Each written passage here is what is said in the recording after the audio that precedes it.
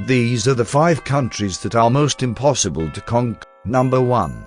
The United States of America. We all saw this one coming, so let's get it out of the way early and start with what I know many are thinking. Any invader of the United States isn't facing just the US military. They're facing all 330 million Americans. Yes, there are more weapons than people in the US, and that's just considering the guns we know about. Americans are allowed to design and build their own weapons in many states without ever having to register. This means every American with an arsenal can recruit and train their own band of Wolverines. Even if an invader managed to take control of the civilian population, and that's a big if, they'd still have to get through the best trained, best equipped military in the world, recruited from the very violently pro-America people I was just telling you about. Then, they have to hold on to that territory without getting killed and without the locals organizing against them. Many major cities are already organized and armed and ready to go killing again once the war dies down a bit. Albuquerque, Houston, Oklahoma City, Detroit, Baltimore, New York City, whether the invasion moves from east to west or west to east, there are a lot of pressure points invaders need to secure before moving on. Which brings up another point: America is huge.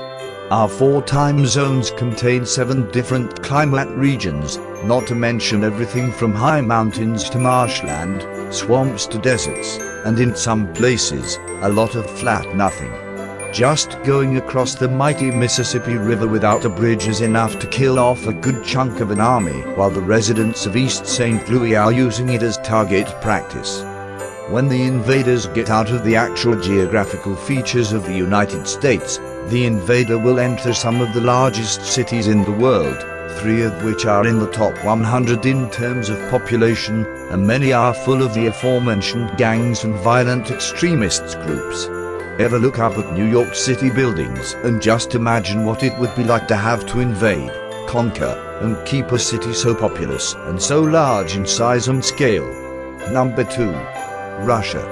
This one goes well beyond the myth of general. Russia projects power regionally, but its armed forces is not as great as Putin is hyping it up to be lately. But if invaded, Russia doesn't have to project anything, and its legendary toughness can really bloom, even in the middle of the freezing Russian winter. Invading Russia, as any student of history knows, is a terribly difficult thing. When Napoleon invaded in 1812, the Russian people took casualties, to be sure, but what really suffered was Russia's towns, cities, farms, and other infrastructure, all of it destroyed by Russians. That's right, Russians would rather destroy their own country than leave it for any invader.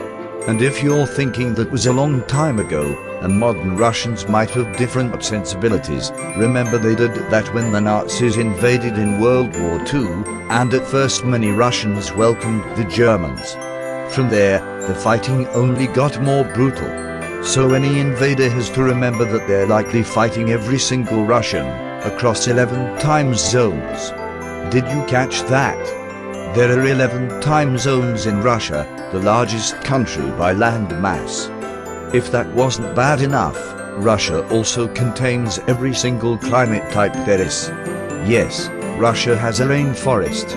If that wasn't enough, you will likely have to fight every ex-Soviet client state around Russia's borders. Many of them are still very loyal to Russia and would take up arms to fight for their Russian friends.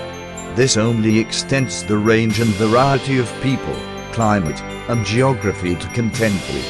The deserts of Kazakhstan, the mountains and forests of the Caucasus region, and the frozen shores of the Black and Caspian Seas, the steppes and tundras of Central Asia are not a forgiving place. Just like the Americans who would take up arms against an invader, the Russian and pro-Russian people living in these areas will too. These are hardy, gun-toting, skilled hunters who have no compulsion about killing an invader, having grown up with their parents' and grandparents' stories about fighting the Great Patriotic War against the Nazis, which included the deadliest fighting in the history of human warfare at Stalingrad. Number 3. Afghanistan. Despite what every successive American general would have you believe for the past 20 years, victory in Afghanistan is not just around the corner. Every invading empire who thought victory was just around the corner in Afghanistan really just helped contribute to Afghanistan's legacy as the graveyard of empires. This includes the current sole superpower in the world, the United States, the only other superpower to ever exist, the Soviet Union, and the largest empire ever assembled by any state in the world, the British Empire at its height. What makes Afghanistan so difficult to capture and keep is first and foremost the terrain. It's a giant bowl of desert, surrounded by some of the highest peaks in the world. Any army an invader can't destroy could just fade away into the mountains and lick their wounds until the next fighting season came. In modern times, the high peaks negate the advantage of armor and tanks, just as it negated the advantage of heavy cavalry in earlier times. The United States is a viable fighting force in Afghanistan because of its logistical advantage. Where the US can get supplies and troops in and out relatively easily, the attacking British in 1839 had a much less reliable system. That's why only one man of 16,000 troops in camp followers returned. That's why it's remembered as the disaster in Afghanistan. The most important reason no one can conquer Afghanistan is because any invader has to completely subdue the population, and these people are as diverse as it gets. Pashtun, Turkmen, Baloch, Pilor, Tajik, and Uzbek are just a few of the ethnic groups in the country. Even after 20 years in the country, many Americans wouldn't pick up on the fact that one of those ethnic groups I just mentioned is actually a rice dish. Put aside Taliban or Mujahideen loyalty for a moment and imagine the life of a regular Afghan man.